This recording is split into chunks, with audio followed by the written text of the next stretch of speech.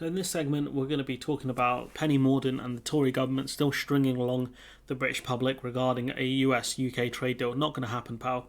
The benefits of Brexit are huge, and Britain isn't standing still or sitting still. We definitely are. We most definitely are doing nothing here. She talks about a deal with the US individual states, which is just a joke. We've spoken about this in the past. Every few months, she'll come out with an article about this, and I'm just like, can you just not? Can you come up with something better? So international trade has always been about a defining characteristic of what it means to be British. I would say naval piracy has been more defining of being British. That and going back against agreements we've already signed up to. We've got long navigable rivers. And Britain has always been a natural international trading nation because we're an island, and we have boats and muskets. Let's not forget muskets. So because Britain is kind of traversable by the water, it makes us really cool apparently, and it made it easy for the Nordic longboats the Viking longboats to get across the UK. So for Britain, the sea was the internet before the internet. I mean, it's not really true. It meant you were never far away from new ideas, new places, and different people. New people to impose our white man's burden on, essentially. Since Brexit, UK businesses have once again adapted to new systems and ambitions. No, they haven't. They're very upset at losing the EU as a trading partner. They are very, very upset, and that's something we're going to talk about in another video. That one's here. The same nightmare week after week. UK firms fed up with post-Brexit trade. So, that is not true. It meant you were never mentioned that bit. The government is deepening trade ties around the world. I mean, so far we've got a trade deal, new trade deals, not EU rollover deals with Australia and New Zealand, which add between 0.02% and minus 0.02% respectively. So not great, especially if you're in the agricultural industry. But it's business that will capitalise on that. Yep, the farms are struggling already. Typically, our entrepreneurial companies love change. That's not true. Businesses hate change because it means they have to adapt to new things. Adapting costs money. They don't like change. Indeed, our new free trade agreements are already being exploited. We don't have one with the Americans. Britain is still one of the largest recipients of foreign direct investment, and we've also dropped behind France post-Brexit. France gets more foreign direct investment than us, and we're on a steep decline because we're no longer a country that people want to invest in. We're no longer a safe bet, especially with our currency fluctuations. While it's for the government to conclude top-down free trade agreements and we continue to work to secure that with the US, I mean, it's not going to happen, especially whilst Joe Biden's around and Richard Neal. Accordingly, I've been going bottom-up, state by state.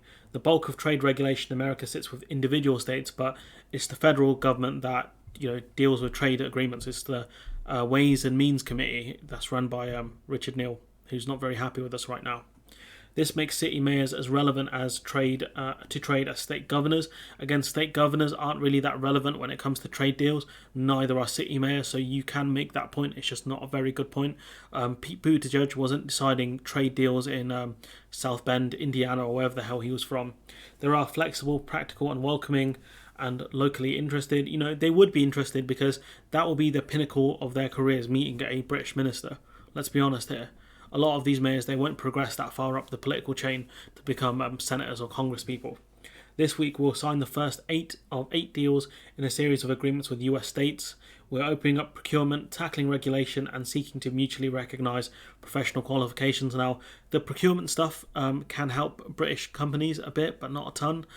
Tackling regulation, you're not doing a lot to change regulation in the US, let's be real here. And mutually recognising professional qualifications, that will help you if you're wanting to emigrate to the US or the UK and you have certain qualifications. Again, these are not bad things, but it's not a trade deal, is it? Our market share of services purchased by the US should grow, so you want more US companies to buy out British companies. That's not very good. That causes phenomenal amounts of issues. Look at Nvidia's attempted purchase of ARM. Fair enough, they're owned by Japanese company SoftBank, but ARM were based in the UK, and Nvidia trying to buy them caused endless issues. Do we really want more American purchases of British companies? It doesn't end well. They don't run them very well because they're very much 100% profit driven. We will measure our success by improved ease of doing business as well as growth. Well, if minus 0.02% growth doesn't help, then don't know what else you're looking for at that point. It says we can build our relationships with individual states and regions in such a way to be mutually supportive of a free trade agreement when it comes. So essentially, what she's saying is we want to get the states on board. Therefore, they're going to put pressure on the president and Congress to sign up to a free trade agreement. That's not going to happen. Individual individual mayors and governors have very little say when it comes to federal regulations. They're not going to be able to do a lot. You've got the BBC pushing this nonsense. The UK signs first US state-level trade deal with Indiana. It's not a trade deal. I put my subsequent tweet, boo this man, Max, saying it's not a trade deal, which it's not. And you've got Dimitri, trade expert, saying it's possible to sign agreements at the level of a memorandum of understanding. In fact, we have memorandums of understandings with the EU. We have it over financial services. Yet we don't have equivalency with the EU on financial services because one is very different to the other. One, equivalency is good. Memorandums of understanding are junk. So we have memorandums of understanding with a US state. Nothing in it is legally binding or enforceable. So it's just a paper that says, oh yeah, you're about free trade, we're also about free trade. That's about it. This trade deal is a bit of a strong term for what is likely on the table, was just an agreement of we have shared values. That's about it. And you can see if we scroll down a bit, you see Alexandra Hall talking about this, that the Trade Department tasked the embassy to pursue state-level agreements once it became clear that a UK-US deal was a hard and long slog. The idea was not only we give the government to show, but also genuinely helpful to cultivate state relationships. But again, cultivating state relationships is one thing, but it won't help fundamentally get us a free trade agreement. So it's just ridiculous, to be honest with you. It doesn't mean much. It just means it's a piece of paper saying we have shared values. That's about it. It's not legally enforceable. It's not legally binding either. So if the states fail on them, it won't go to court. It's just ridiculous. But anyways, I'm going to leave it there. Let me know what you think in the comments below. Like, comment, share, subscribe. Support the channel on Patreon if you can. And hopefully I'll see you in the next one.